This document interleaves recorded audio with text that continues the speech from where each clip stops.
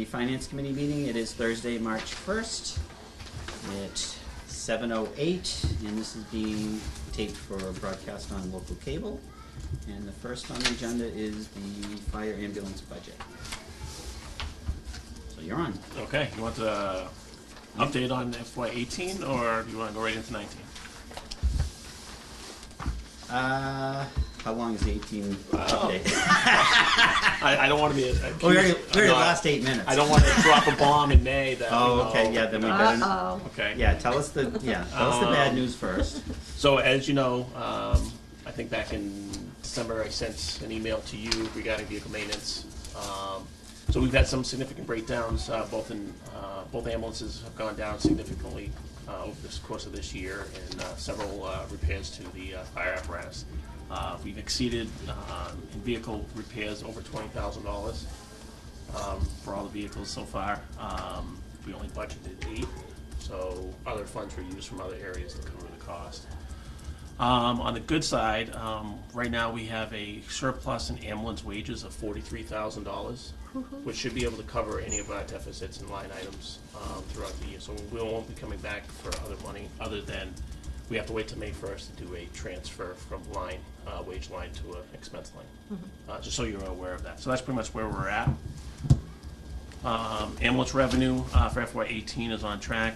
We will exceed what we have estimated for this year, so we will produce some free cash for next year. So that's what I handed out in the spreadsheet on the top sheet. The second page on that spreadsheet, if you flipped it over, give you a breakdown of how much ambulance revenue comes in by vehicle. So FY18 is basically through the end of February, and that's what we have collected for transports in between both vehicles. That's collected or billed? Collected. Okay. And you still use the same service to collect? The same service. And what's the 5% we pay. Oh, what's what's success in our collection rate? collection rate? Yeah. Well, if you automatically take out all our contractual allowances, what we actually are allowed to bill and what we actually collect is about 94%. So we're doing pretty well. You're looking at this sheet right here? Is this You turn it over to the next page. well, Oh, I'm sorry, yes. Before we get to that, Yeah. so you're saying that FY18 right at the moment, We've collected the 290,000. 290, Yes. 887. Yep. 877. Yep. Okay. And I'm estimating it coming in at 436. Okay. All right. So I just want to note that 333,870, that was one of those local receipt numbers we had to bump up. So it went up to 375, which still generates over $61,000 in free Yep. cash, Yep. which is good. So we're still on track. So that's good. Okay. FY18. All right. All right. You guys all look at the packet. All right.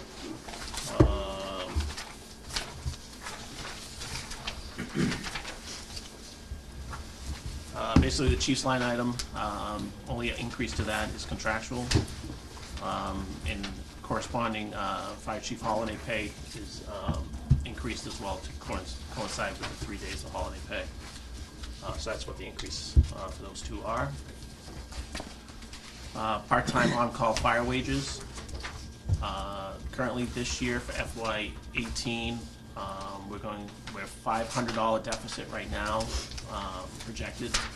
Again, that would be something that we'll have to look at due to the significant fires we've had, countryside and some of the other house fires we've had. So I'm looking to increase that to $39,000. $29,000 is for response to calls, and $10,000 is for training. This is for all part-time personnel. No full-time staff are covered by this. Are they still doing the majority of in-house training, or are they? Almost 90% of our training is all done in-house. Still. Yep. We do utilize the fire training facility over in North Brookfield. They have a live burn building and a fire tower that we actually utilize over there. We pay $50 each time we use it for the opportunity to have that available to us. We also have available to us is the training facility at Worcester Fire Headquarters down on Grove Street, but we have to pay, we're gonna pay a Worcester firefighter detail rate to utilize, so it's more expensive to use that, but we do have that available to us as well. The on-call wages Yep. are the same rate, or did you budget in an increase? I did not budget, well, I won't say that. Yeah, so this I- is small. So there is a change. So what we've done is I've actually have I've been asking for several years to do a wage and classification study, because the fire department call personnel are not on the town's classification plan at all, anywhere. What I've done is I've taken the Massachusetts Fire Chiefs Association did a call and volunteer part-time firefighter pay survey, and I'm trying to put people in line with that to be equitable to what their counterparts are being paid within surrounding communities, as well as to be equitable to what we're paying our full-time staff. I have 40 on-call personnel that are non-union, and I'm not suggesting they unionize, but we need to take care of the people that are doing a large bulk of the job. So right now, their pay has been, it's not a COLA increase, it's an adjustment of 5%. So what it actually, if you were to break it down, last year's, last year the average rate was 17.26. This year the average rate is 18.14. So this increase isn't just that, it's hours too, right? It is hours too. So yeah. do you know what kind of hours you increased to? Basically, it's not hours. What we do is I track historically the number of personnel responding back to calls, Yeah. and I take that and I average it out by the number of calls they come. So if the So fire guys are only increasing doing, calls or yeah, something? it's an increase of calls up to 400 calls. That it's an all-call tone out for personnel to come back. That shows on the, on Seth's, wage, detail sheet in your packet. Yep. Again, if we start looking at doing a town-wide classification plan and upgrade study, I would like these people be included as well. Oh, yeah. As you know, last year we eliminated the clerical position within the fire department. How we're handling some of that is this year we were able to hire a seventh full-time person that works Monday through Friday. That position was filled. Once the contract was settled and funded in November, the position was advertised. The person started beginning of February and is now working Monday through Friday during the day. So that gives us 3 firefighters during the day plus myself. All the fire inspections are done by a fire prevention officer during the day. We also have been utilizing the senior work-off program, utilizing a retired nurse from UMass, comes in and does all our QA, QI, ambulance run reviews. So she reads 100% of all of our ambulance runs and holds that accountable to the statewide treatment protocol, and she sends out emails if it doesn't meet it or if things need to be worded differently. She's done a phenomenal job, and it's a big burden off of our plate. This but is her first year doing this? Second year. Second year. Yeah, so it's worked out very, very well. Purchase services. Purchase services is something that I personally have been trying to advocate for this over several years, but have been hard to try to get to the point where we need to be. It all revolves around vehicle maintenance. Unfortunately, the DPW does a great job to the extent that they can, and to the extent that they can, meaning in availability of time, due to their own repairs in other vehicles, in DPW vehicles, but also they're limited to some of the expertise in some of the fire apparatus. Everything now is electronic. You need computers and you need everything to diagnose and fix some of the stuff, so it's become very, very costly to maintain the equipment.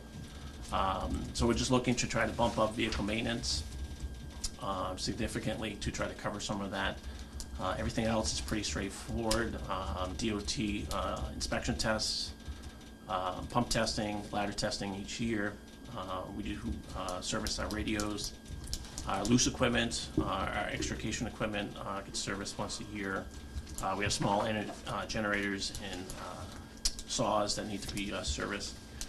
Our SCBA were purchased in 2014 through a federal grant. They are now out of warranty, and so when they are flow tested each year, for the last several years, anything that was broken or needed to be replaced was covered under warranty. Now they are out of warranty, so we need to prepare for that. Our air compressor that fills our SCBA bottles, that's maintained twice a year. And we do hire a company to come in and do pressurized hose testing of all hoses that we carry. We do have one service contract for the fire department, cell phone that's free, and we do mass fit tests for our SCBA's. So that's where the $34,000 comes in under purchase services. Now those, I forget what those suits are, the fire suits that, Turnout gear? turnout gear, I'm Yeah, sorry. that comes into a different section. Oh, okay, but you still have that in the budget as. Correct, yep, which yep. we And currently- we'll get to that in a second. All right, thanks. Yep. Under fire department supplies, again, general office supplies. This is really more for stuff that goes on the fire apparatus. Binders and resources that we carry in the trucks. Custodial equipment, this is really for custodial equipment as far as maintaining of the apparatus, car soap, truck soap, washing, cleaning, waxing of the vehicles. Because the DPW does the vehicle maintenance, oil changes, batteries and stuff like that, that is considered to be a supply, so that is purchased through the supply account. We purchase bulk oil in 55-gallon drums and filters. DPW does all the oil changes in July and August. Training supplies, we just try to keep up with the current NFPA books and IFTA guidelines.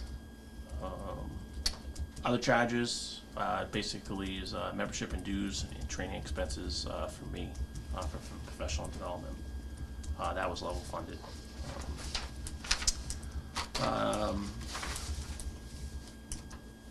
Additional equipment, this is stuff that we try to get done each year. We do as best we can. This is only funded at $5,000. Back in FY99, it was funded at $10,000. But we're trying to keep up with replacing some of the equipment that's outdated or becomes broken. If we have a quiet year and nothing gets broken, we're able to buy a newer piece of equipment. So that's where that's at. Under the replacement equipment line item, this is where it has the turnout gear. It's got 4 sets of turnout gear. Replacement of hose. We did our hose testing this year. We lost 1,900 feet of hose due to wear, and some of it was outdated. So we're trying to keep up on the replacement cycle for that. And then we got $3,500 for replacement of some aging equipment. Wasn't there some issue with the size of the hose? You had like smaller hose or something? So several years ago, we had an article to purchase 5-inch hose, and if you go back prior to the 70s and 80s, all hose was 3-inch hose, and when the ladder was purchased, we upgraded to 5-inch hose. And we didn't have enough 5-inch hose to outfit all the vehicles. So we're using a combination of 3 and some combination of 5. So we're fully outfitted, all the vehicles at 5. Okay, so that's all. That part's done. Turned around, Yep, okay. but it's all the other, the 2.5 inch and a half hose that needs to be upgraded. Just so you are aware, there will be a special article before the annual town meeting to purchase new turnout gear. It was a contractual item to buy 7 additional sets for the full-time staff. So they had 2 sets each. So that's under the special article request at the bottom. All right, emergency management, wages stays the same. Analysis of other charges, I just increased that to $3,000. The $2,780 is the EMPG grant matching. This year, we applied for the grant, we were awarded the grant. We utilized this funds to match it because it's a 50% match. These funds were able to buy a large-scale printer, scanner, plotter, so all town departments can print up to 36-inch wide maps and all kinds of stuff. We can scan in building plans in up to 36 inches wide, so it's available for all departments. So that's where we're at now. Just so you know that our assistant emergency management director got deployed to Houston back in September and through FEMA, and basically made her rounds all the way through to Puerto Rico, and didn't come back until 2 weeks ago. But during that time, she had gotten some great opportunities, and one of the opportunities that she got was she applied for and was given the job of Emergency Management Director of the University of Mississippi. So she is gone. I did not know that. Yes. Oh. Yeah. So it was a big loss for us. She was a great resource. But just one quick question back on that printer, Seth. Yep. So how expensive is the ink and all the stuff? And so your department's gonna share it, but who's gonna be responsible for all this? So no, other than the police department and dispatch, no other departments have used it. But do they know? Because you're talking about plans and all, so I can Yes, see so planning at and this building point, and stuff. it's more utilized. Builders and bring in big, huge Yeah. plans, and we're digitalizing them. So it doesn't Okay, cost all right. anything, we're just Scanning. scanning them and digitalizing. Printing is really more on a public safety Right. aspect of, we need to do a search, we want to print out a large grid and that we can hand out, so that's utilized and what we do for that. The Well, ink, I guess if you start tracking that and find that a lot Yeah. of departments, that's something you should probably Yeah. put it in a general supply of something, so if all departments start using that. right, because well, I we do think have a that can general, be we do have a expensive. general supply under the building maintenance. Oh, okay, that's Yes. what you would use Yep. to, okay. Yeah, well, I'll explain that too as well. I'm trying to think of everything I can print now on it. Well, I just know that, I just know those I don't little know. printers, I the don't- ink cartridge is Yeah. outrageous. I imagine Yeah. if you start going through Yeah. that, Yeah. it's gotta be fairly Yeah. expensive. The newness is worn off on some people. I think it'll probably be used heavily for scanning. Yes, I mean, that's the biggest yeah. thing, is what we're trying to do is we're trying to clean out the attic space of all the plans, all subdivision plans, everything, and digitalize And that's everything. owned, not leased. That's owned. Mm-hmm. Yeah. Because I know when you And lease them, that- they charge you for scanning. Yeah. So, Once those are scanned, they can actually be put into the new e-permitting Yeah. Yes. system, Yeah. so, Yep. yeah. Okay. Ambulance wages, I guess it's gonna be split into two line items at some point, a wage and then an overtime. OT, yeah, Yes, so they have that broken out. So, again, the increase to this is basically contractual, and there's no additional staffing on this. How come this, are you talking about, this is like wages and training under one line? So right now, I have it listed as, I got it under 4 sections, that's the way I do it. Okay. I have full-time wages, I have contractual leave, which would be vacation, holiday time, and then I got an overtime backfill, which would be training, and then I got stipends. Now it's gonna be changed so we can track overtime by departments a little bit better. So you'll actually see it later. One thing I just wanted to point out, that the staffing of the fire department is currently, back in 2001, at special town meeting, the town voted to they voted a staffing study of the fire department that recommended 9 full-time personnel for the fire department. Currently, we're at 7. Based on the population in 2001 of 6,900 people, that estimates to 1.3 full-time equivalent per population. Was the, were the shifts 24 hours at that point? Or were they hadn't gone to 24 hours? But they were 9 full-time people. Okay, So so we then, still have 7 full-time people still working the same number of hours. yeah, Based on today's use of the same formula, of 1.3 to the population in town, we should have 11.5 full-time people, but we don't. If, and I'm assuming, if Christopher House comes in or any of these other bigger projects come in, we're gonna need to look at addressing staffing to at least 3 per shift on 24 hours. So it's just to cover the increased ambulance calls.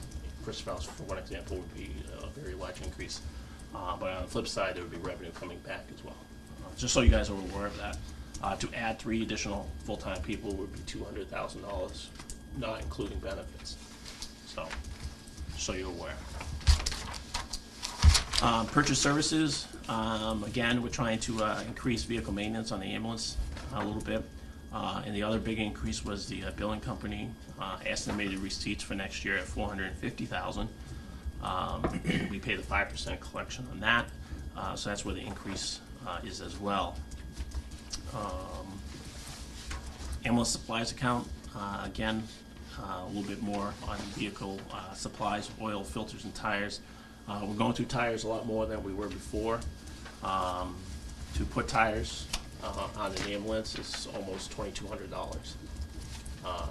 And we're probably doing each ambulance once a year. Well, one every other, it's like every 18 months we're doing a set of tires. So just so you're aware. Everything else, medical supplies, is increased a little bit to cover the increase of call volume. Licensing fees, those are set. So that's where that's at. Other charges, we pay UMass Medical a fee for their medical control physician out of the ED, and then we pay Central Mass EMS a fee to utilize their radio system and for their recording and monitoring of our radio traffic to the hospital. Our certification, these are our recertification fees for our EMS personnel. Uniform allowance, we have 7 full-time staff, per diem staff. What we're trying to do is, in the past, the fire brigade has purchased badges and things of that nature for fire department personnel, and we're trying to make that, it's very tough. Here's an example. I go to Mass Fire Academy for a firefighter that graduates. The town in the past was not buying them the badge. I would have to go to the fire brigade to get them to buy a badge so I could bring the badge to the academy to pin it on the person. We're How trying to. expensive is a badge? The brigade was spending about $1,000 a year in uniform stuff for personnel. So what we did is we transferred that from the brigade back to the fire department because that's really truly where the expense should be. 30, 40 years ago, that was an appropriate, goodwill thing that the brigade was doing. Now it's just more appropriate that the town take on that burden. How many do, each of the full-time firefighters, how many uniforms do they get out of this? The full-time firefighters will get $600 clothing allowance. 600, thank you. Yep. Oh, I see it. Okay. It's right there. I knew you'd catch it. It is what it is. Just wanted to know if he noticed. So, new equipment for the ambulance is $6,000. I had originally proposed a lease purchase of a new ambulance within the operating budget, and that's in process of being discussed to being taken out and being done as a debt exclusion. And that's gone before the capital planning already and been approved. And the process of funding it will be discussed by the financial team. Okay. All right. So the percentage increase you're seeing includes this. So if it comes out, my percent goes down. Really? It's a bonus. So, here's just a list of personnel in the department, the personnel roster. We're up to a total of 50 personnel in the department. The following pages are the capital plan.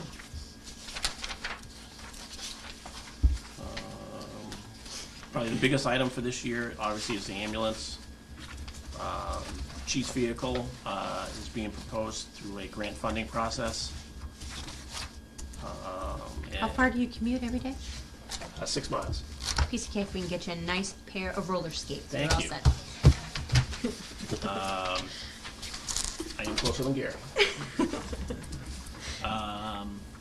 The 95 Ford squad, that was in line. I don't think it will be funded this year due to the large capital repair of the roof for the public safety building. And I'm sure that will be a special article. Did CMPC make a decision on that while you were there? They were talking about it, and Okay. basically, I think they are absolutely going to say yes. Good. But they Well- realize by saying yes, it says no to a lot of other projects. Yeah, So, Yeah. so they are aware of that. okay. I did put in a quote so you guys can see what cost to turn out gear is. From Bergeron Protective Clothing, just so you know how much gear costs. Wait, before you go to that one, so Yep. go back on this squad one, Yep. that's the original, That's the original 95. but you've done all the work to that truck to upgrade it, right? In You bought it and stuff? 2012, we bought a used body bed and put a new bed on it. That's the only thing we've done, and painted the bed. So nothing mechanically as far as transmission or motor or anything like that has changed. So.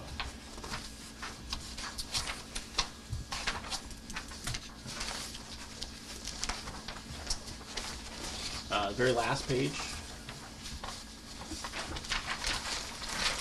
is the public safety billing account.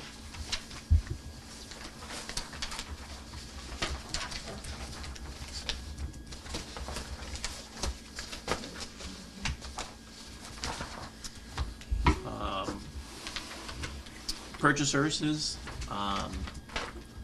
from FY17 to FY18, the electricity line was cut due to the projected savings from solar. We're still in the process of transitioning into the new system of credits, and because we did a energy upgrade to the public safety building last year, we financed some of that, I don't know over how many years, 5 years, I think. Might be 4. Yeah, Okay. but it's a few years. Yeah, so that's a $540 a month charge that's on our electric bill. So the savings we're getting from solar is almost being negated by that fee. So we may have potentially cut this line too early.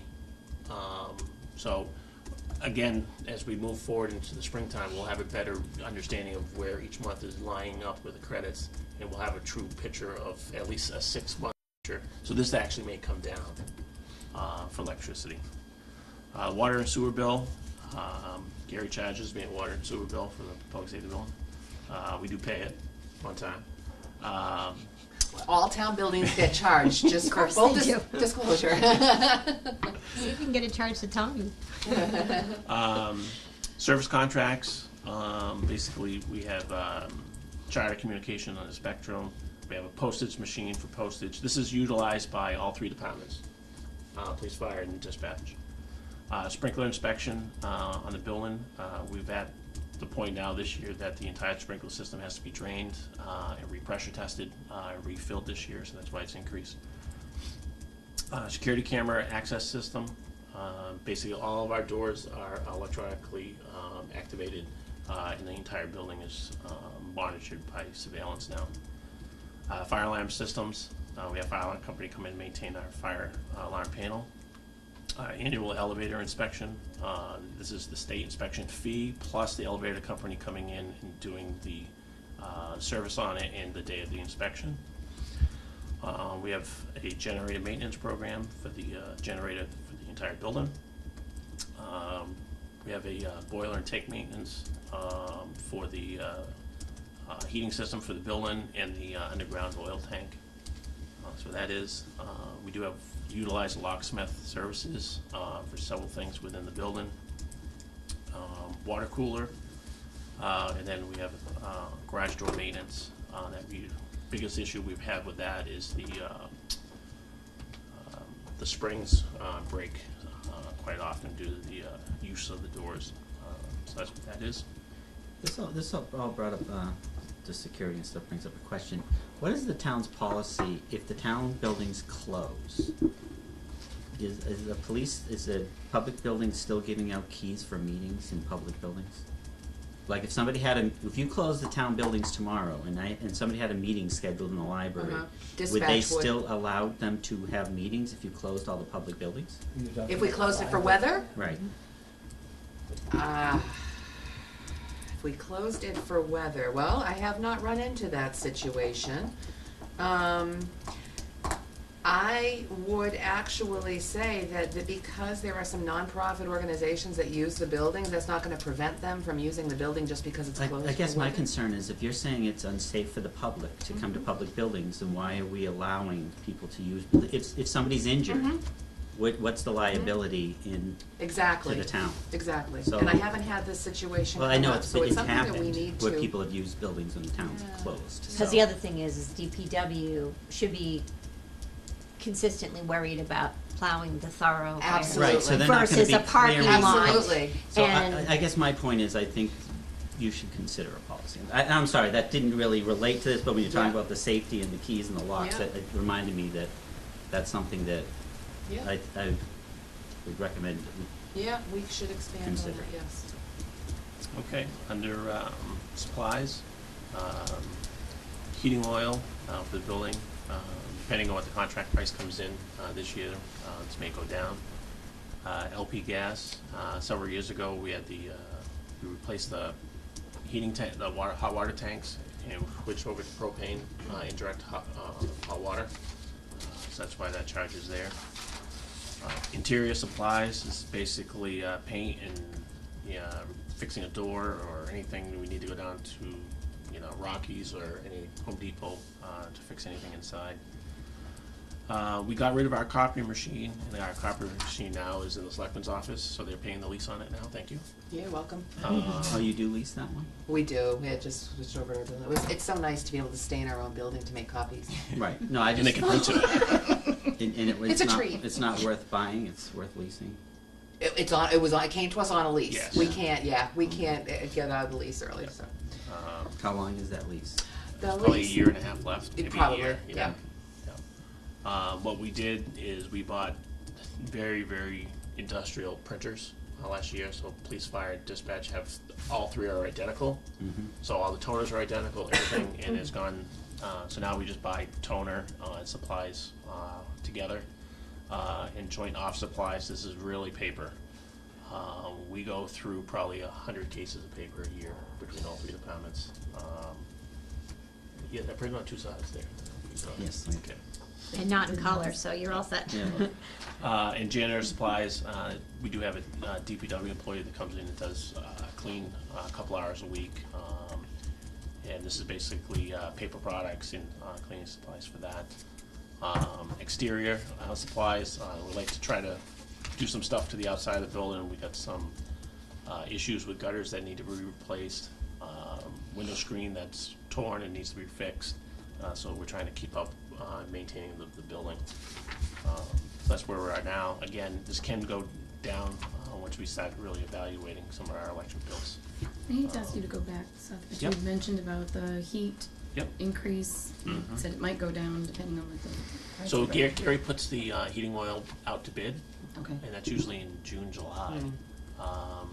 So if we, again, I'll know where we are by middle of April will be our last fill up for this year, so I'll have a total gallonage of usage. this year, So so I'll figure out, right now I've already spent $7,200 for this year Okay. in oil. But that was, I haven't gotten February's bill, and so I probably have two more. And it's a 2,000 gallon tank. The last bill was 1,600 gallons was the last bill. Last delivery was 1,600 gallons. So we're just trying to make sure that, we're prepared for that. And as oil pricing may increase, we just want to make sure that we have availability of funds to take care of that. It's not likely to go down a whole lot. No, if it stays the same, I'll be happy. Okay. But other than that, that's all I got. Lots of activity going on. We've been very, very busy, as you know. This past fall with several significant structure fires with the Countryside Fire in January.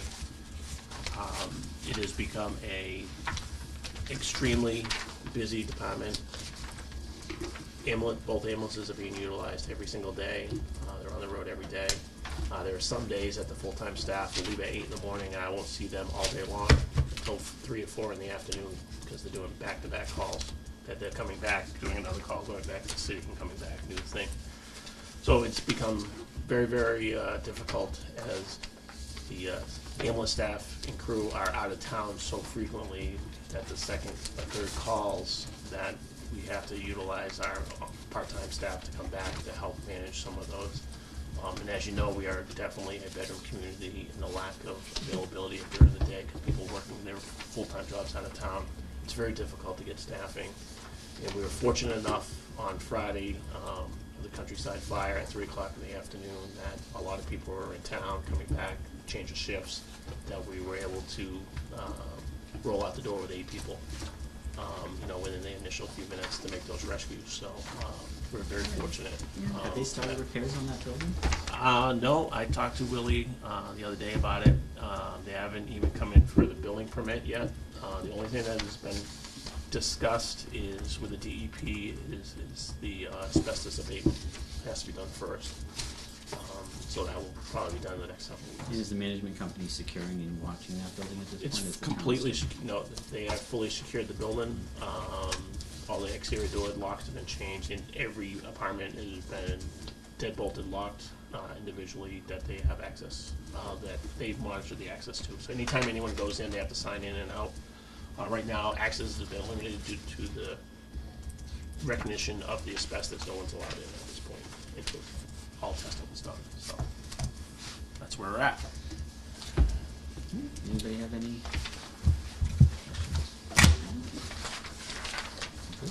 All right, thank you. Thanks, you. Okay. Thank you. I would have been time if he was on time. You couldn't let it go. You actually would have been 5 minutes over, but that's okay. All right, do you want to start on the budget, or we'll talk about the grant first? Oh, let's talk about the grant first. It's good news. So, Monday evening at the selectmen's meeting, they were good enough to approve me to apply for a K-9 grant on the condition that I bring it through the finance committee first. So it's a grant from the Stanton Foundation. It's a private foundation. They're located in Cambridge, and they do a lot of work with establishing police K-9 units and other things involving dogs. They so it's a non-competitive grant, and it's a $25,000 grant that it pays for the entire program, all the startup costs, purchasing the dog, paying for the handler to go to training, retrofitting a cruiser to put a cage in it, puts a kennel at the handler's house. It pays for about all the equipment you need and about 3 years of food and veterinary care for the dog. In addition to all that, it also pays $1,000 a week backfill for any shifts you need to backfill while the handlers are training. And once the dog goes to a specialized training, it pays another $4,000 reimbursement to backfill for that as well. So it's really, there's going to be no cost to the town. It's going to be a great service we can provide to people. When they're talking about the request for legal authority, is that just to accept a grant? Is that what they're talking about? Yes. No, no special authority for this specific type of. No. And then 5-year commitment, you feel that that's going to be somebody who would commit to a 5-year? Absolutely. Yeah, I have people that are very interested in it.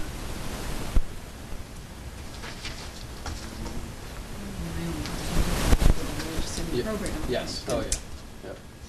That's an- And they're going to pay for retrofitting a cruise and all that? What's that, just like some kind of Yeah, so dog caging they'll, type stuff or something? They'll remove whatever kind of backseat we have in there right now for prisoners and put in a, what you call it, like a dog cage. Yeah, just to protect it. Right. Now, they talk about different options. Will this dog be trained for drugs, bomb, everything, or what are you In all, so it has to be cross-trained, it has to be a dual-purpose dog. So the first purpose is patrol, and patrol school includes just basically being on patrol. That includes tracking, so all the search stuff. We do a lot of canine searches, and we could do even more with the amount of runaways we have from Devereaux. It also includes searching for evidence, and it also includes the aggression training that it gets for arrest and search warrant scenarios. And then the other purpose, I imagine, would be narcotics, so drug detection. And not bomb? No. It said, I think to go to the bomb school, your department needs to be affiliated with the bomb squad, and obviously we're Not this way the highest risk, but I was No. just curious about Yeah, the most- how most- extensive the dog could be used. right. The most practical for us would Anybody have The any- best part, the dogs are really cute. be, yes. Yeah. Teacup They're poodle? cute, they're cute dogs. I don't think you're supposed to be shooting. Well, actually, they will help you. The trainers will help the department pick a dog that's suited for the community. So Well, you know, it would, and the person that's going to be the Right, officer, right? They right. really match him to. yeah, they do. And, we're going to make it clear that we want the dog to be able to go into the school and do demonstrations in front of the kids without the kids getting freaked out. Yeah. So yeah. That's cool. No, it's awesome. So this is whatever they gotta do to take care of the dog is in addition to the standard duties or the regular job description? Yes. Yes. So do they get compensated in addition for doing this? Yes, we're gonna have to sit down with whoever we choose as the handler and the union and probably work something out. What a lot of departments do is, we run on a 4-on, 2-off schedule, so we'll probably end up having that officer work a 7-hour shift instead of an 8-hour shift. So that way, they have that time at home to take care of the dog and feed it, walk it, exercise it. groom it. Okay, 'cause that was my next question, was so then how do they get compensated for what they do at home? So that would take care of that. Yeah. Compensate their time, and everything, all vet and food and everything's paid for though Yes. by this. Yes. For, it says 3 years. And then they say a lot of these programs are sustained afterwards through donations and fundraising. Canine programs have a ton of success with fundraising and donations, so I can't imagine them paying for food for a long time. And we actually found there's some veterinary services in the area that will provide free and highly discounted care to the police dog. Will the officer who goes through the training, then would they be eligible for a different pay rate at some point because of the training? that they're That's going something on? we'd Would have that to be negotiate. Something down the road Yeah. that we'd be looking at too. Right. I'd take less pay to play with the dog. Yeah. Yeah, no, I would too. Yeah. Sounds like a therapy dog. right. Margaret wants it sitting in his office I for a few want hours every day. Bring the dog into my office. Now you want to move the copier back, right? Do we want to take some kind of a recommendation of support from the committee? Somebody want to make a motion to support the grant? I move that we support it. Or make any kind of Or motion? I shouldn't say, move that I we- shouldn't lead the question. Right, right. So I'd like to make a motion. I would move that we should support it, the finance commission. Okay. Do we have a second? Second. Any other discussion? All in favor? Aye. Opposed? All right. Thank Good you. job. Thank you. Appreciate it. So I know you have the packets in your folders, but these ones are updated because I found a little bit of a math error in the one that you got, and there's also a couple other things updated. Are you all right with He this? printed Karen? in color. Okay, Yeah. No cookies. I think printed in color. set But big for they're the, double-sided. Okay. Yes, I was trying to say. Double-sided. That counts for Not something. 24 Just in hours. case you thought you were gonna get away without any kind of comment. And he's going to tell us what's different from what we looked at. Actually, I tried to make the changes in red, but Okay. some of them didn't print out in red. Oh, there we go. That's why he did it in color. Oh, yeah, there we go. Anything else? Okay. All right, I'm gonna flip that open. Oh, do you want to update on FY18 status first, or? Yeah, if you have any specific changes, issues, or steps Are you gonna come to us for any reserve fund transfers? No, I do not plan Okay. on it. all right. Okay. Things are good, you're on schedule? Yeah, well, We the only do thing- have yep. the expenditure report here. We can check your math as you talk to us. So the only thing I want to bring up, the wages and everything is fine. My expense lines, obviously you can see that purchase services is empty. Police other charges is very close to empty. And I started the year off with only a little over $2,000 in purchase services and a lot more money in supplies. So we ended up paying for a lot of purchase services out of our supply line. And you're gonna see in the FY19 proposal that I'm trying to fix that and get the money put in the right spots. But we should be all right for the end of the year. Plus, there is a bit of a surplus in the police bill Quinn wages, because I'm not paying anybody Quinn bill wages anymore. So that is available.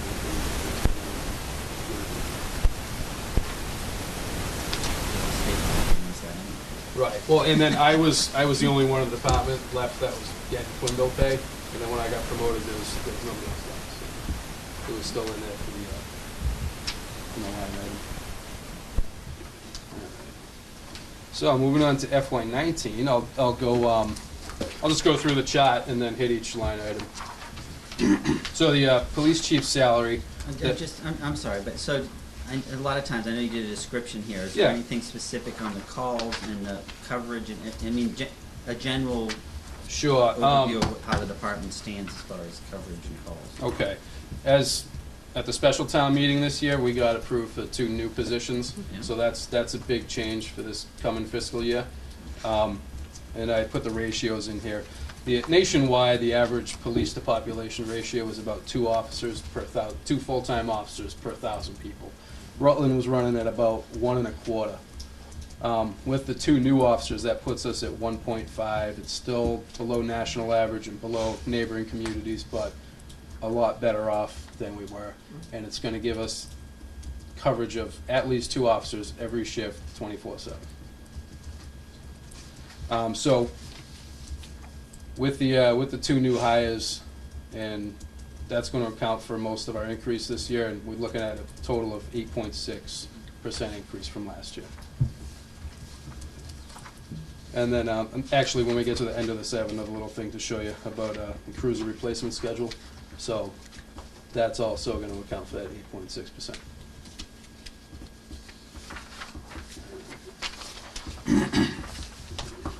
So for the police chief line item, that's a contractual increase in my next year's salary. It's about a 4% increase. Police chief holiday wages, that's actually going to be going down a little bit due to some changes in my contract. Police clerical wages, that's level funded from FY18. And it doesn't account for a possible any possible cost of living increases. Police wages. This is the one that's going up quite a bit. So I broke it down to sergeant's wages, full-time police officer wages, and part-time police officer wages. Sergeants, that shouldn't be changing, but well, this number isn't different from last year for them, but they are in the middle of contract negotiations right now, so we'll have to take that into account. The full-time police officer wages, there's an increase there, obviously because of the 2 new positions, and the union negotiated wage increases in their last contract, so their wages have gone up quite a bit from that. And this also takes into account all their holidays, shift differentials, different stipends that they get. Next one is part-time police officer wages. They also got a wage increase in the contract. And contractually, so I have 6 part-time officers, and contractually they're obligated to work at least 1 shift per month. And the number you see right there is if they work 1 shift a month, that's what we're paying. And a lot of times they end up working more than that. And for the first time, I'm trying to put overtime wages actually built into the budget.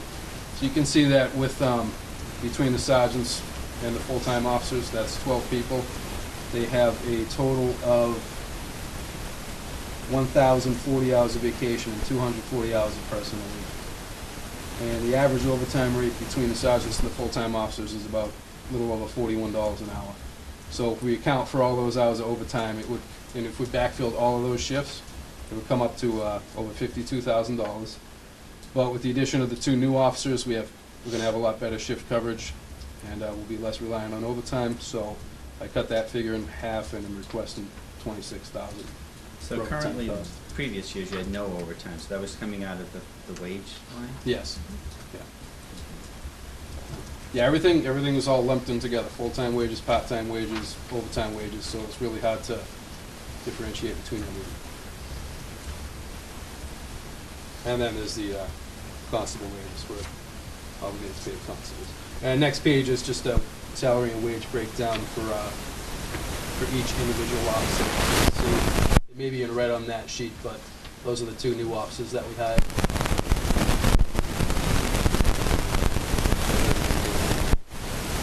As well as all the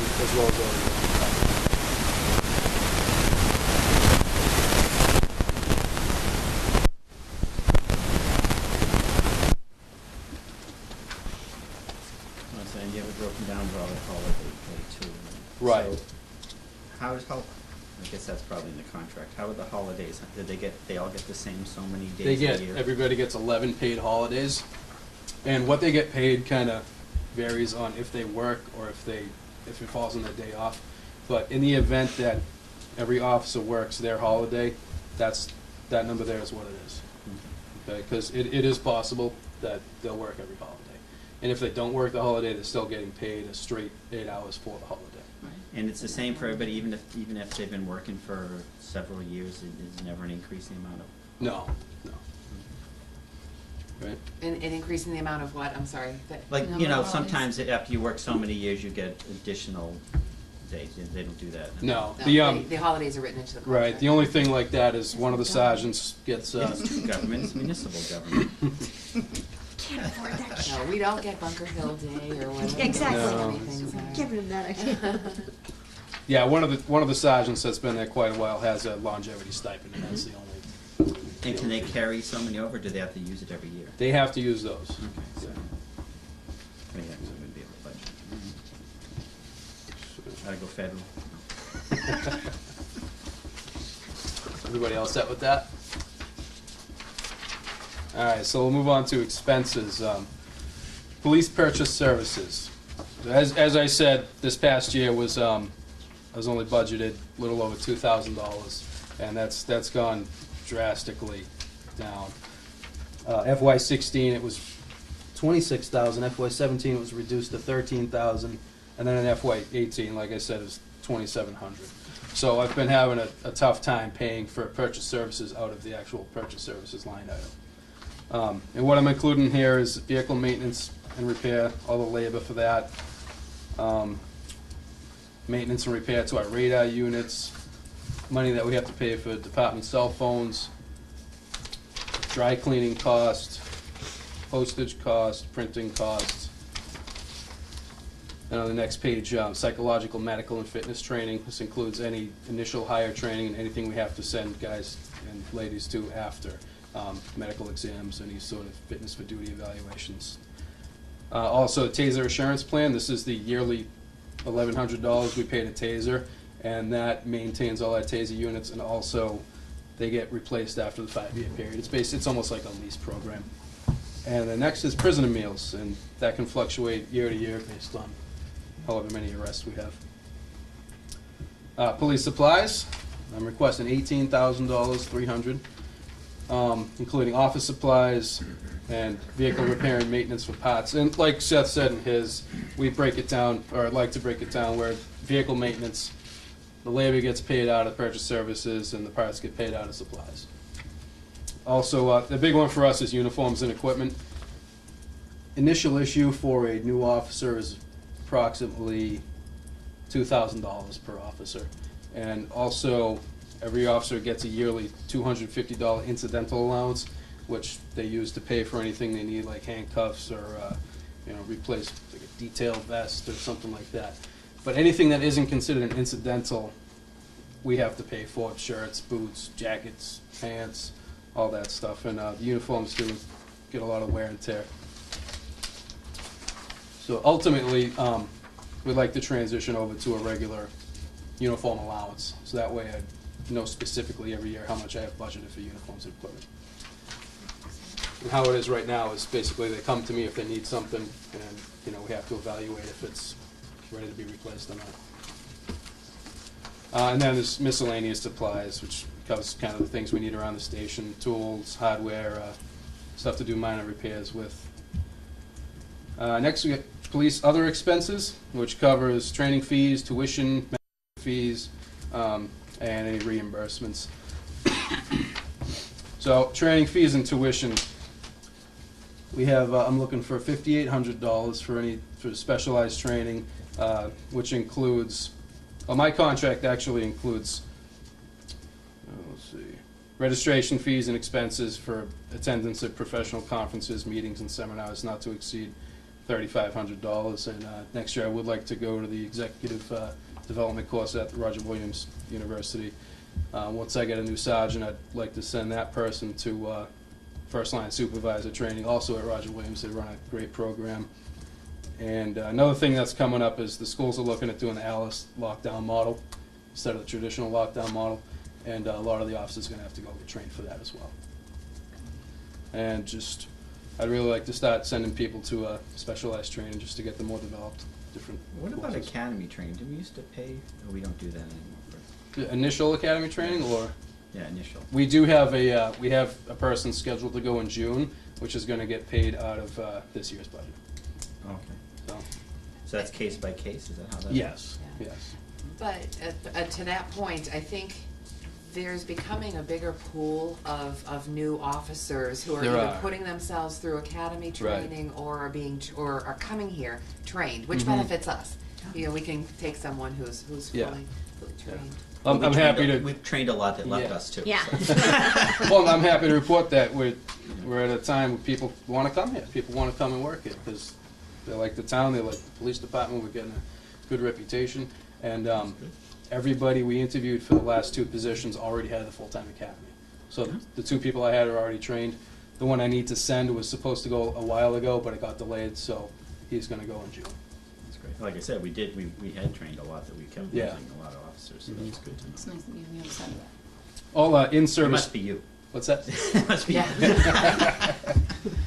They all want to come work for you. Yeah. The yearly in-service training is done at the academy, and that's free of charge.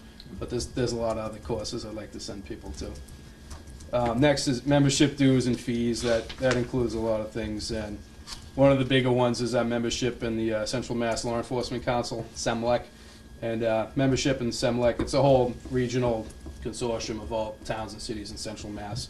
It includes access to all their specialized units like the SWAT team, the accident recon, motorcycle unit, and then we also were involved in the New England State Police Information Network, IACP.net, the International Association of Chiefs of Police, and those are online databases that we have access to. And actually being involved in the New England State Police Information Network, it's NESPIN, they have a lot of free training too that we get to send people to, and it's not bad for $100 a year. And also in my contract, the town pays for all my memberships in the different associations, Mass Chiefs, Central Mass Chiefs, International Association. Excuse me. And lastly on that is reimbursements, and just there to, this is based on prior year reimbursements and covers any costs such as mileage, tolls, travel costs, equipment purchases that people make on their own that they need to be reimbursed for. So, and next and lastly on here is the police cruiser lease. So right now I have budgeted one lease payment per year, and we get the cars in a 3-year lease. So in order to get a new car, we have to wait 3 years to make those 3 lease payments. And at the rate the town's growing and the department's growing, and you remember I came to you a couple months ago for many thousands of dollars to do vehicle repairs. The fleet's not going to last long enough on this schedule, and I can't depend on leases being paid off at town meeting or special town meeting. So what I'm going to request is that we add an additional lease payment onto next year's budget. So if you flip onto the last page there, there's a little chart, all sorts of colors on it. So the top line is our current cruiser replacement schedule. You can see if you follow the blue, that's the lifespan of one car, or what we hope would be the lifespan of one car. So you can see we made our first lease payment on that car in FY18. We're going to make our second lease payment next year. We're going to make the third lease payment in FY20. So we're not going to get a new car until FY21. And then we're not going to get another new car until FY24. So you can see how long it takes for the vehicles to cycle out of the fleet. The next one, this is what I'm proposing for this next year, is that we add an additional lease payment each year. So FY19, we'll get a new car with its first year lease payment, and then we'll pay the second year lease payment on the other car. And then that'll happen again the next year. And you can see that it kind of cycles like that, and vehicles don't remain in the fleet quite as long. And then So why does it say own after it? because after the third lease payment, Because you own it once after you right, pass that. the town then owns the car. I think I get this right. Yeah, so like I said, the color follows the vehicle and the vehicle's lifespan. And the ideal situation would be is if I was just budgeted for one car per year. A new car outright purchase every year, and if I maintain a 6-vehicle fleet, it's gonna keep the car for 6 years. It should put it in enough condition where we can either trade it in and get money back for it, or we can repurpose it. But and that's a little asterisk there. Basically, that's not going to work unless the current lease gets paid off.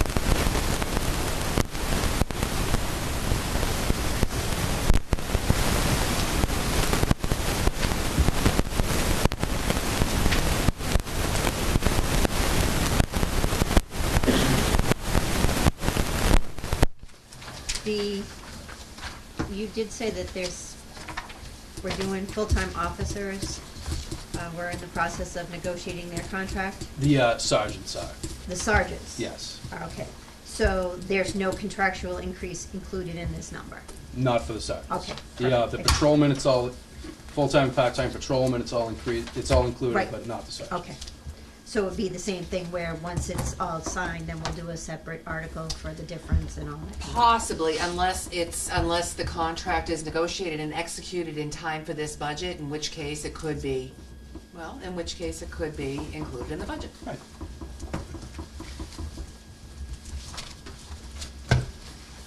Because they're actually on track. This contract expires the end of FY18, so we are looking at negotiating for next year. Great.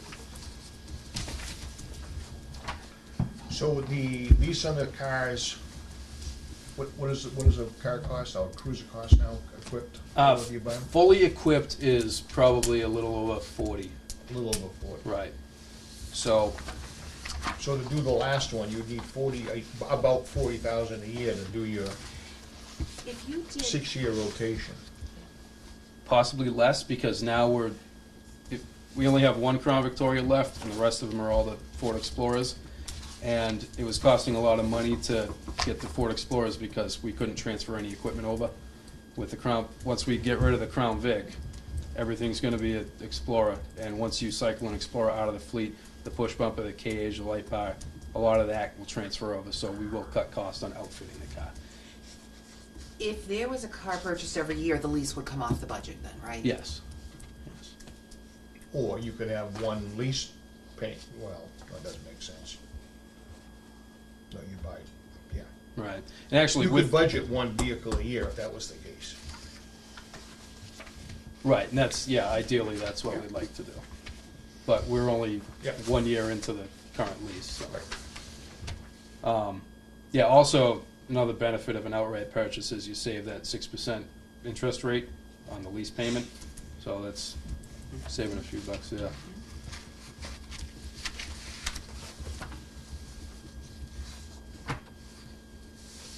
Well, it used to be that the lease payment kind of evened things out because never had anything bought equally over a number of years, it was sporadic. Right, When you didn't- right. So then everybody started going to leases, so it's kind of kept things even. But if you went to one thing a year, that would make it even, just like a lease payment essentially. Right. So. And that would give you you would keep the vehicles for 6 years under that plan, unless something, things can happen. But basically, you're talking about using them for 6 years and then Right, that's the either plan. getting rid of them or repurposing if they're still good. Right. Okay. And then I have one other question. So the repairs on the 2 cruises that we talked about, you just talked about the money, how did Yes, that work out? it went very well. Actually, one went very well, one didn't go quite as well. They put it all back together, and then there was an electrical issue that Sunnyside had a very hard time figuring out, and we sent the cruiser back there probably for another 2 weeks before they figured out what the problem was. But I think they covered that because it was due to the wiring when they put the new motor back in. But otherwise, it went well. They're both back on the road, fully functional. So the numbers that you had for the repairs were what you needed to do? It was off a little bit. I think it was a little low, but we had a little bit of money left in purchase services to cover the difference. Good. Oh, I think part of that was because they found another issue while one of the cars was there, so we had to put a little more into it.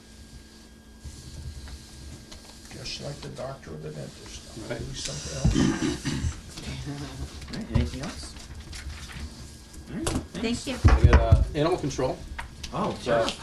which I apologize. I don't think these made it to the committee prior to tonight. I don't think they have a tab. Oh, don't forget There about was the actually, Nick, Well, there was there's a a, tab for there that, was yeah. a budget request sheet that came, Oh, but not the okay. Yeah, it's on presentation. there. Okay. Thank you. You met the requirement. Oh, good. Thank All right. I thought you covered that with the dog thing. Oh, yeah, right. Yeah, I don't know if those animals will get along with that animal. Yeah. I don't think So so. this is done in basically the same format. As you know, Rutland Regional Animal Control covers four towns. So Rutland, Barry, Princeton, and New Braintree. We're covering a total population of, I think about 18,327 people. So we've found, in sitting down with the other member communities and sitting down with the animal control officer, She's currently budgeted for 34 hours a week, and we're finding that is not enough to service the 4 towns with all the calls that they get. And so we've been talking to the other member towns, and we've kind of agreed upon a 40-hour position for the next fiscal year. And another difference with that is we would like to move the animal control officer from the... OAD to MTP. Yes, exactly. Thank you. Does she qualify for Yeah, because fair labor standards? It should have, To yeah. go from non-exempt to exempt? Well, she has, it would have to be salaried, non-exempt.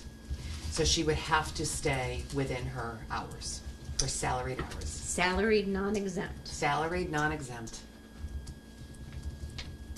Because she doesn't supervise more than two That's- full-time people. that's the thing, that's- There are some things that she does not qualify for, so she would have to stay within her hours. But Nick's gonna get into the assistant ACO wages and coverage from the ACOs, the assistant ACOs. Right. We have a pretty good staff of assistant animal control officers now, and before we only had one. And with a 40-hour full-time employee, I'd like to be able to spread the assistants over covering her time off. So nighttime, weekends. So I think we'll be able to spread that out a little better. And we're actually increasing the ACO assistant wage line to $5,285, which is up from, I think, $1,000 Yes, it was. this past year. So yeah, those are our changes in, How did you come up with that, like, it's like 28 cents? Where'd you come up with that wage number which one's that? for the assistant? Oh, it's Oh, it's in here. yeah, right underneath salaries and So wages you get down to breakdown. the penny on that? Yeah. I love that. I like round. I try to be actual. You So, got- yeah, three Never assistants. round. Round it up. Yeah, so we took that as being 6 hours per week. So, excuse me. And at $16.94 an hour, that came to about $13.21 each, to $5,285 and 28 cents. So we currently have 3 on-call ACOs, and you want to hire a 4th. No, so when I wrote this, I have 4 on-call ACOs. Okay. The full-time ACO is currently on leave, so I have the 4 assistants covering everything. One of those assistants is actually a full-time dispatch employee that helps us out when we're in dire need, Okay. and we probably, once we get the full-time employee back working again, we won't need that 4th assistant. But, yeah, it should be noted that the coverage has been very limited, and it's been a little bit of a strain. It has, yeah. So, but they've been taking care of it. So that's that's salaries and wages. Then down to the expenses, purchase services. It's pretty much the same as last year. Is it? Yes, it is, it's very close. I think it was 1333 or something. Yeah. So, Purchase yeah. services is about the same. Oh, it is the same, actually, That's right exactly now, the same. yes. So, vehicle repair and maintenance. ACO also gets a department-issued cell phone, and there's some money in there for covering different animal care charges, medication, boarding, and they have all sorts of forms that they need as well. Next is supplies. This covers office supplies, parts for vehicle repair and maintenance. Uniforms is kind of a new issue. A lot of them don't know ACO or assistant ACOs, so when they go out of towns, police officers kind of run into an issue of, hey, who are you? Are you proficient in credentials? So we're going to work on getting a system to use more.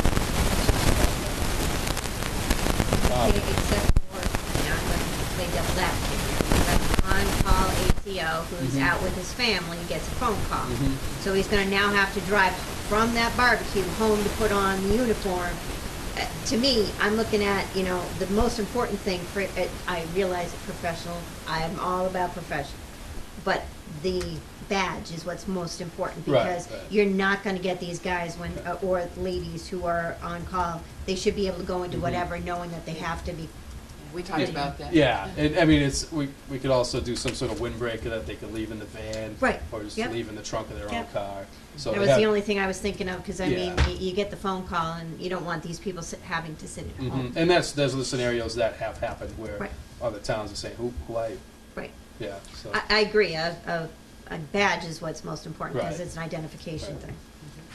Then other expenses covers training fees and tuition, membership dues and fees.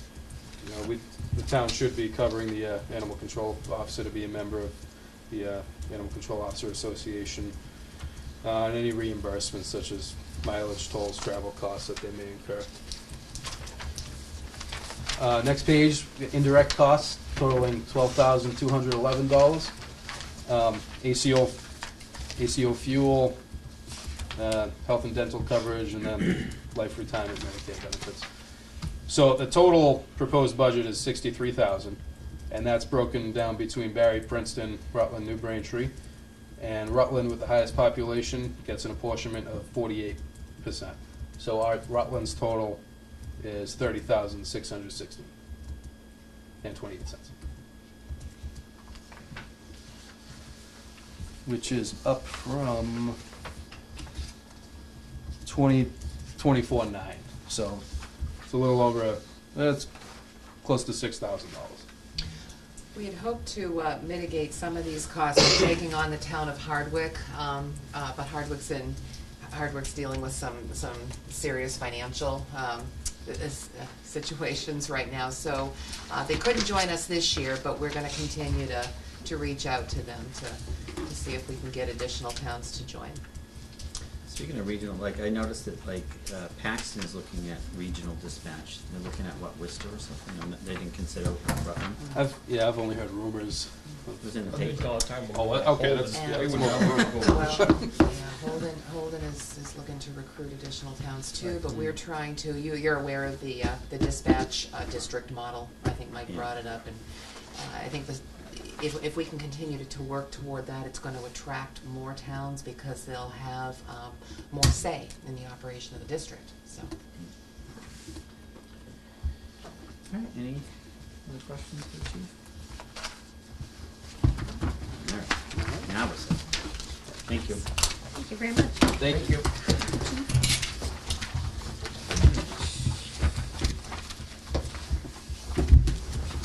Next on the agenda is the finance committee budget, so we'll do like a 500% increase on that one. Sure. Would you mind signing that?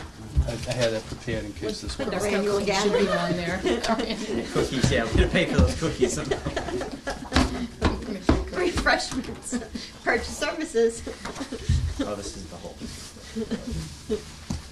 Nick, could you please scan this and email? Yes. Okay. Thank you very much. I mean, obviously, we haven't presented anything different than level funding for our budget. I don't know that anybody has any input. I mean, Laura hasn't been here a full year, but she has been here for a bulk of the budgeting season, so I'm not really sure that we're running at a bad pace. Do we see the salary as being sufficient at this point? Do we see any issues with? Where are you seeing it? Well, no, I'm just looking at the expenditure report. Okay. Page 2. Page? Oh, I'm sorry, yeah. Well, I'm just looking based on what how we're running this year, whether we wanna keep it level. Okay. So, yeah, right now in this, it's just level, so it's something we can. We're looking at the expenditure report, we're on salaries, we're at 29.82.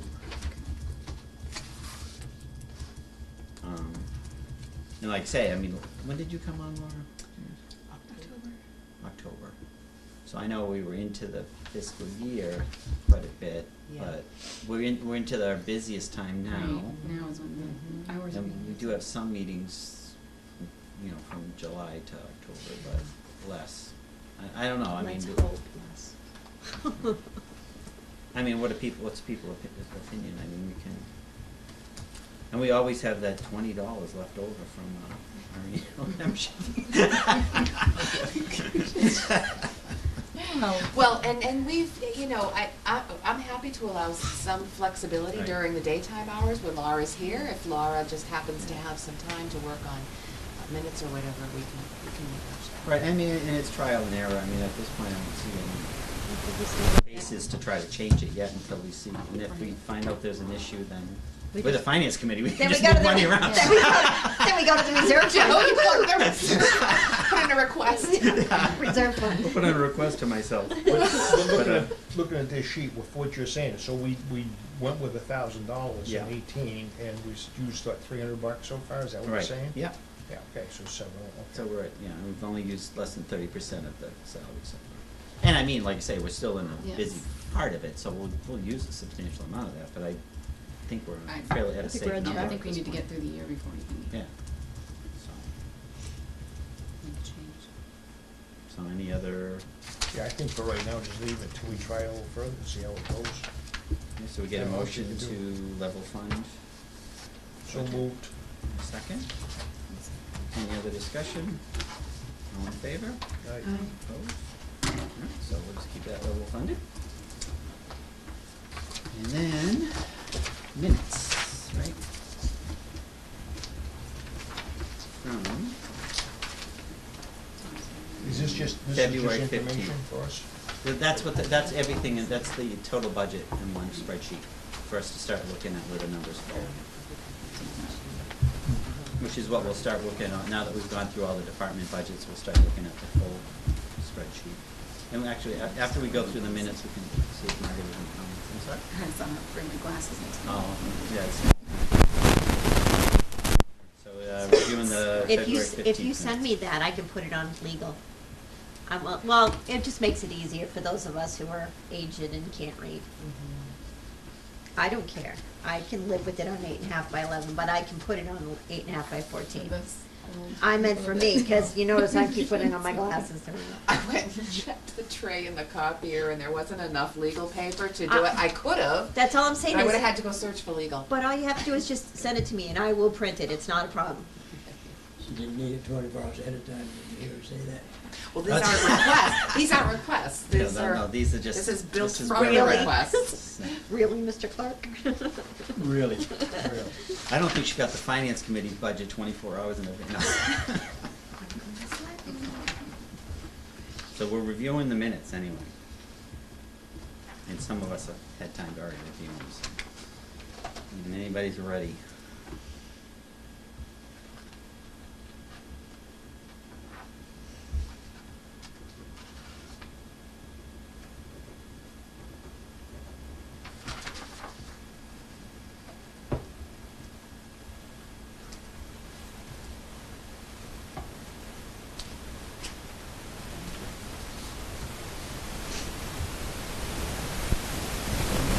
You're good. They didn't fix it a lot, so we're good.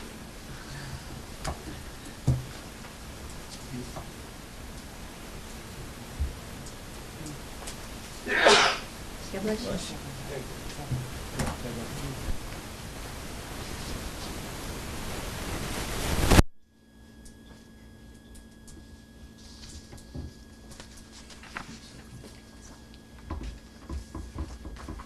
Oh, now I get lucky.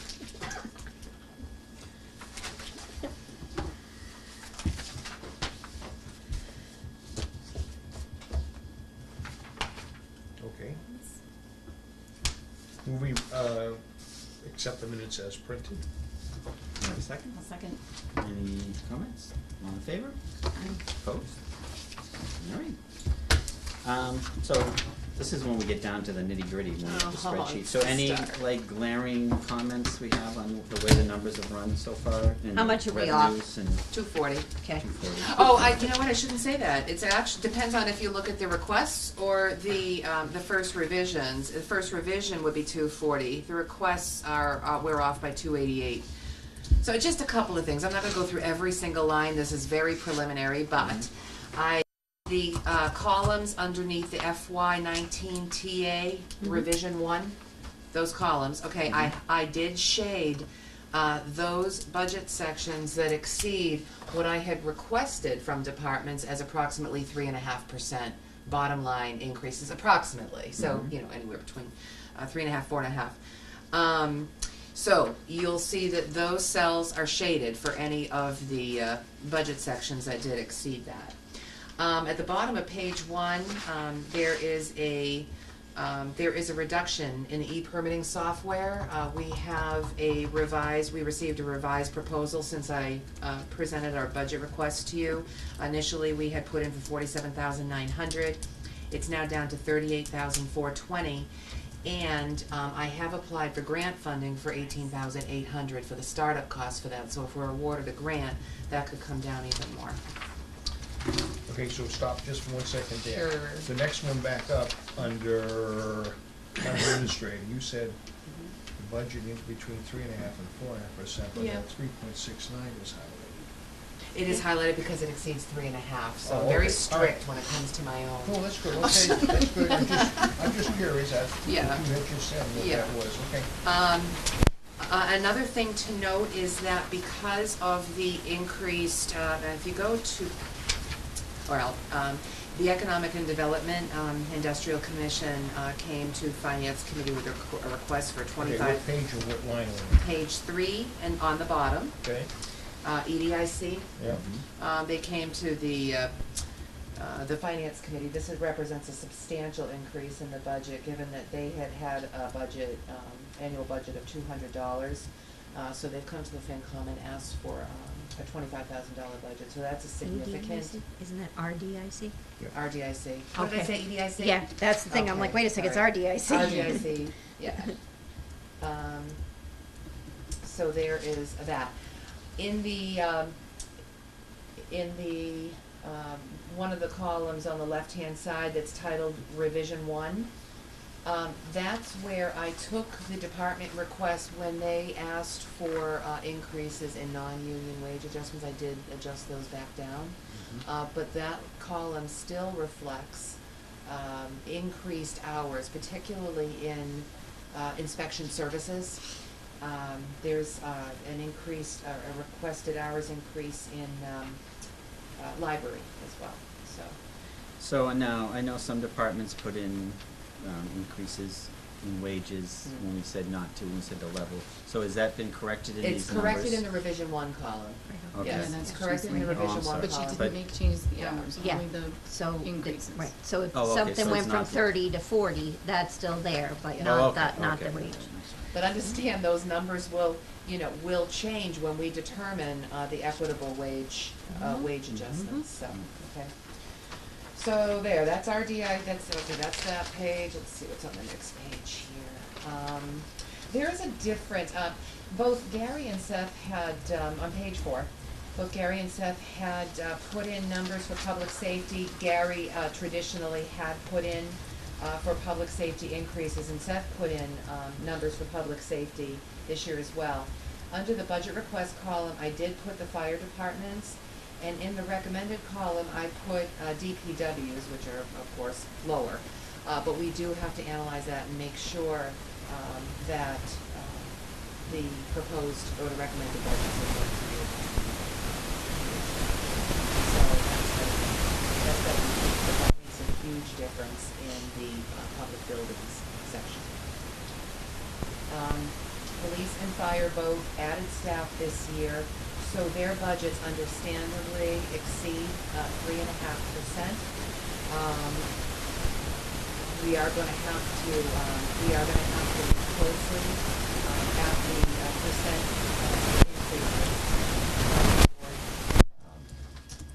increases in those and other departments. So did DPW increase staff too? DPW did not increase Oh, staff, 'cause and it their has budget, their vacancies. total budget increase is only up 2.36. So, because they have 2 vacancies, they're just filling. Yes, 2 vacancies, but they have budgeted to fill Oh, those 3 vacancies. vacancies? There were 3 vacancies. Well, there were 3, including water, but water's on the, Yeah. water's on the enterprise. So, the 2 vacancies that existed for laborers, are included in his budget request. I mentioned that inspection services has the request for increased hours. They are becoming more and more heavily, I don't say burdened, but bogged down. They're working very, very hard, and Willie's out almost all his working hours just doing inspections.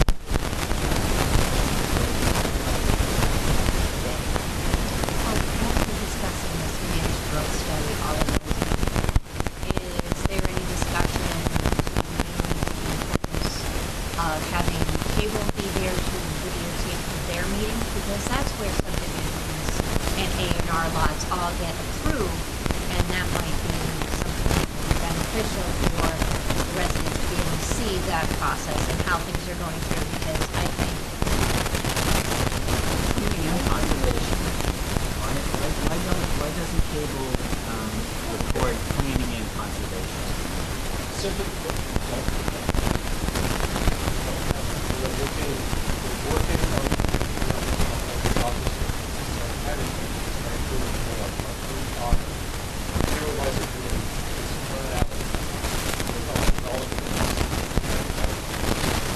that would be, these meetings are very dry. I would say if we have, I would say, road at the subdivisions coming in, I think planning board is very important to this what happened. Most of our meetings, pretty much all of our meetings are taped, but I look at it as planning board is very important because that's where the towns improve the process. Put in. Helps a lot.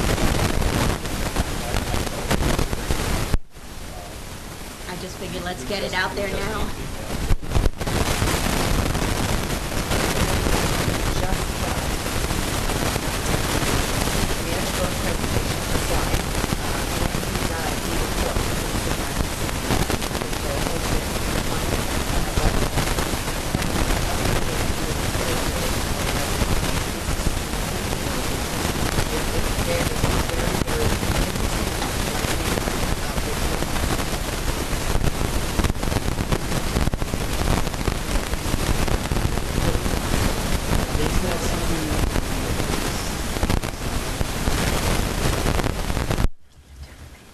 Well, when else are you gonna get people together to see it? God. Well, no, that's why I say quickly summarized. I mean, at least you know. We do have the DVD from their presentation, too. We could probably prepare some sort of a summary. You could even like show it before or after the town meeting, and people who wanna stay can, right? It doesn't have to be part of the town meeting.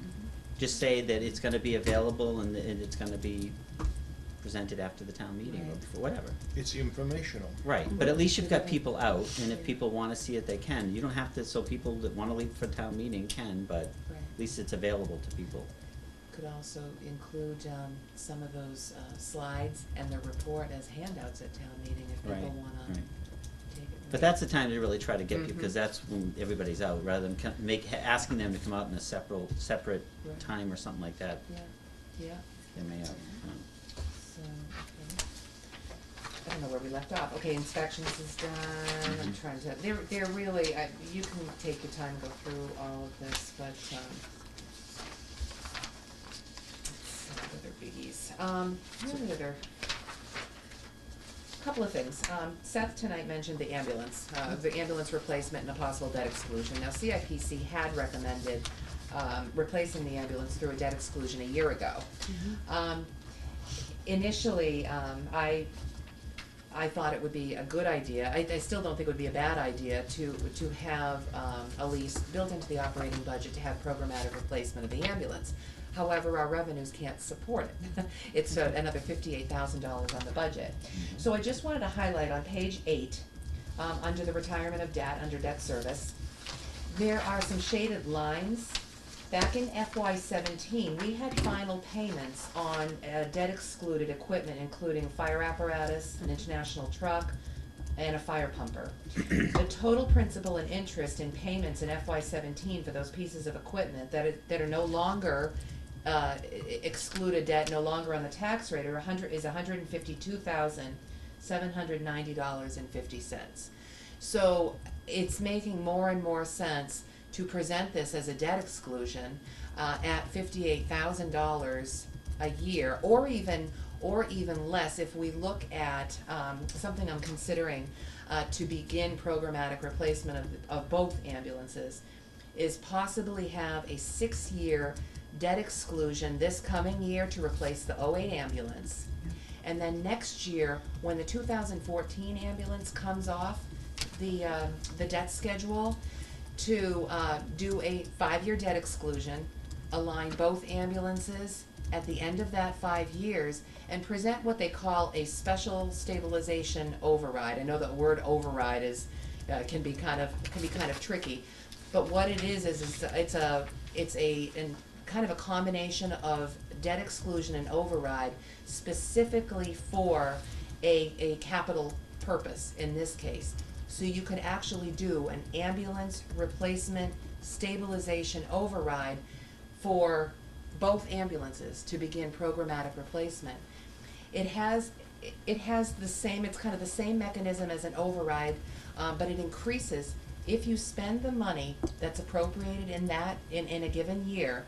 It'll increase by 2.5% each year. So as the cost of ambulances increase year after year after year, the override would actually keep up the pace to be able to fund the ambulances over time. So it's kind of a long-term strategy I'm thinking about, but it's a way to begin programmatic replacement. So it's more of an override than a debt exclusion, so It's more of an override, because yeah. it's continuing. It is, but it's specifically for a capital purpose, so something that would qualify for debt.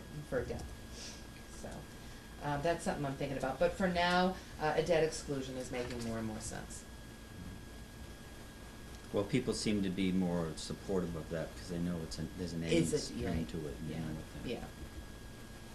Okay, so there's the debt. But so if we have Except debt for- coming off and we do an exclusion on this, it's kind of really replacing the debt that was already there, right? Is that the A portion of it. portion It would of be a yeah. small portion of it, yeah. If we did it over 6 years, which is what Yeah. I'm currently thinking about, it would be about, I'm thinking $50,000, 40-something, $50,000 to $50,000. And again, the debt that came off in 2017 was $152,790. Right, so it wouldn't be a substantial notice. Going back to what you just said, though, the trouble with that is it's a debt exclusion, yes, and there is an end to paying that off. But you have to come back.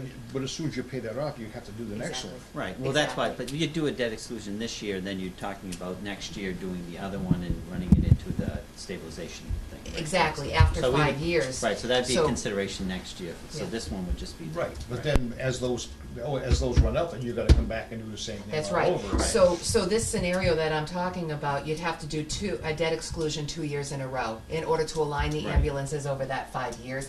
Then you'd present that special stabilization or ambulance replacement. To resolve override. that issue of the. Yeah. Permanently. Yeah. Right. So anyway, that's a thought that I'm working on. How is the network coming through, the network people? Have we got people who are interested in doing it? Is it looking like that's coming in the way it's supposed to? So we just met today on the RFP. We're gonna be issuing the RFP on March 15th. And we I think, the proposal submission deadline, I believe, is somewhere like April 12th. Okay. So we don't know what's Okay. going to be coming in. We have to think about what options we might have. But because we're structuring it as a proposal, that's going to give us a little bit of flexibility. So we don't have to go with low bid. It's not an IFB. So You getting any kind of a feel from the towns as far as the budget, school budget, are they? the towns. Yeah, it's clear that Holden, Holden is taking a very big hit. Paxton is they're not clear what they're gonna be able to do. They've taken a big hit. This is an unusual year for Rutland, so frankly, I'm already petrified about FY20.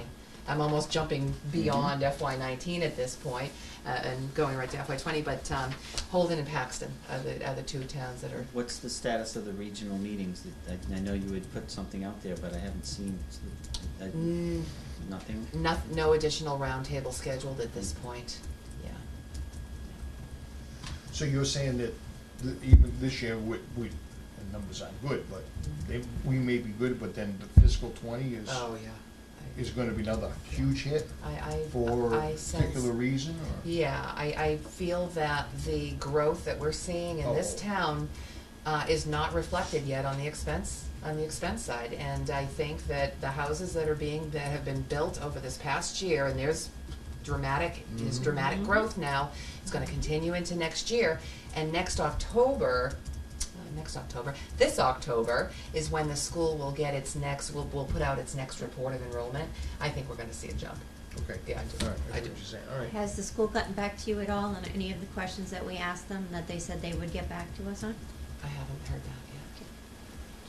So are you requesting another meeting? Um, Because you made a comment about you didn't have the time for the. Well, I just think that it would have been nice had the school answered the questions that, you know, like I asked how many, they said there were gonna be some cuts to some people, and they said they weren't at liberty to speak, because they hadn't spoken to them, but they would get back to us. Well, it's Oh, been- well, this was in regards to the negotiations, right? well, yeah, and we asked them that question, we asked them a couple of questions throughout that evening, and I just kind of, If FinCom would like to invite them back to another meeting to follow up on your questions, I'm happy to reach out to them. Just give me a date. But wouldn't we have to do that before the 12th? Because didn't he say they meaning the school, are gonna vote on the 12th, and once they vote on it, that's the budget? they're, typically, we can have as many meetings as we want with the gentlemen that were here. The fact is, the school committee is going to vote, typically they vote what we get, and that's it. We don't see any deviations from what they come and present is usually what the school committee votes on. And So- there aren't many changes unless the changes occur due to funding from the state for transportation or whatever. But I- wasn't that gonna happen on the 12th of March, is what we said? Well, yeah, that's when the school committee takes their final No, vote. that's what I'm saying. Okay. Yeah, but to me, I just want answers. So- I don't so really we need have a to see meeting them scheduled here, for the I 8th. just need answers. Just a general meeting for the 8th, next, Thursday the 8th, right?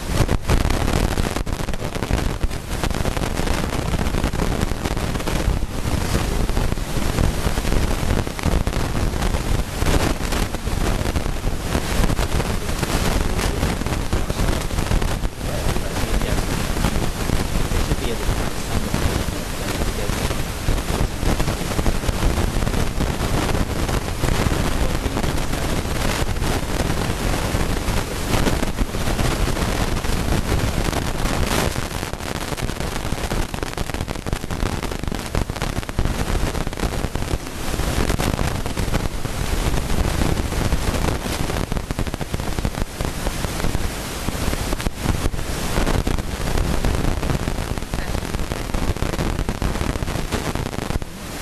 The only other thing that I have on the sheet, well, on the worksheet, health insurance, we did update